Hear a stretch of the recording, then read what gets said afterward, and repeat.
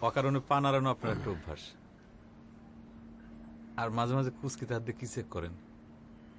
check করি না, ওই পাকটার সাথে কথা বলি, আদর করি, বলি বাবা অস্থির হইও না, তোমার জন্যে মিষ্টি হরিণের মাংসের ব্যবস্থা